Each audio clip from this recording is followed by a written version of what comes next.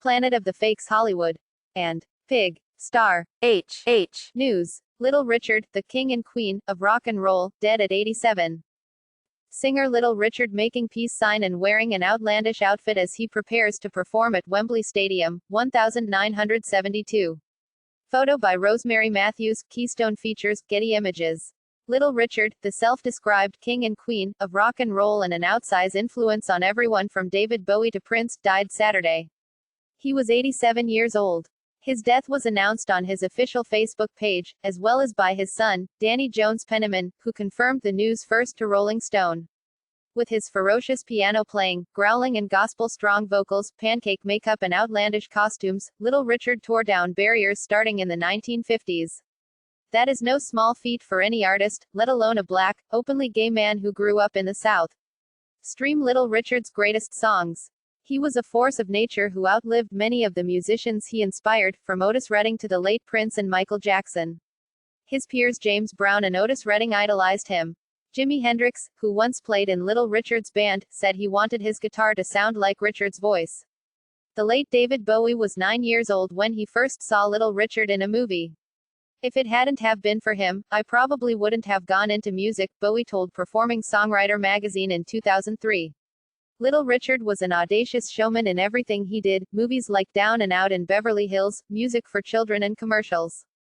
But above all, he was a pioneer of rock and roll, mixing gospel, country, vaudeville and blues into something all his own. YouTube. Little Richard was born Richard Wayne Penniman on Deck 5 1932, in Macon, GA. He was one of 12 siblings. His father was a brick mason, a bootlegger and eventually a nightclub owner. When Richard was 19, his father was shot to death outside of his club. Charles Penniman died on Feb. 15, 1952. Little Richard told NPR's Morning Edition in 1984 that Macon was a muddy little town. A lot of mud and a lot of cows and a lot of chickens and a lot of pigs, he recalled. It was a beautiful place and I was singing all up and down the street loud as I can. Everybody hollering out there, shut up. Shut up. You're making too much noise. But I was singing, Tutti Frutti, even then. And playing, Lucille, at the piano at that time. To develop his style, Little Richard borrowed a few things from the performers he admired, like a singer and pianist who went by the name of Esquerda. Esquerda was openly gay, and he wore makeup and loud clothing. He also taught Little Richard to play the piano. Then there was gospel singer Marion Williams, from whom Little Richard said he got his trademark whoop. Charles White, the author of an authorized biography called The Life and Times of Little Richard, described his voice as a fire blizzard across an Arctic waste.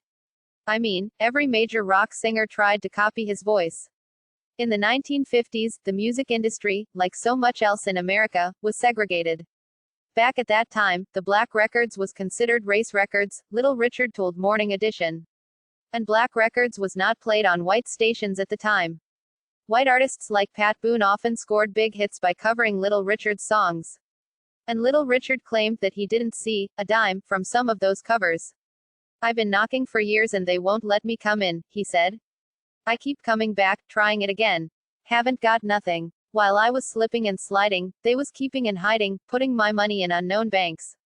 Eventually, Little Richard did make a lot of money from his recordings, movies and TV appearances. He toured the world. He was, in many ways, a living icon who was both respected and ridiculed. Little Richard was a man of extremes, a wild pop star and a deeply religious person known to carry his Bible everywhere, and quote from it often. There were periods during his career when he left show business altogether to preach. He often said he wanted to be a minister, like others in his family. The 1970s were rough for Little Richard. He was drinking and doing drugs daily, a habit that was costing him hundreds of dollars a day. I just started falling. I started sinking, he told NPR. I just started getting out of it. I didn't want to make my engagements. I didn't want to do anything but just party hardy. His younger brother died around this time, and 2 of his friends were killed. And then I said, well, God is trying to tell me something. Then the thought came to me, what shall he profit a man if he should gain the whole world and lose his own soul? Or, what shall a man give God in exchange for a soul? And I decided I would give my life to God. It took someone like Little Richard, a fearless performer and gifted musician, to move American music forward. He liked to remind people he was the architect of rock and roll. He didn't build the music by himself, but he was one of its most original designers. Go to www.amor-ica.com. We are the new umbrella. Share on Facebook. Share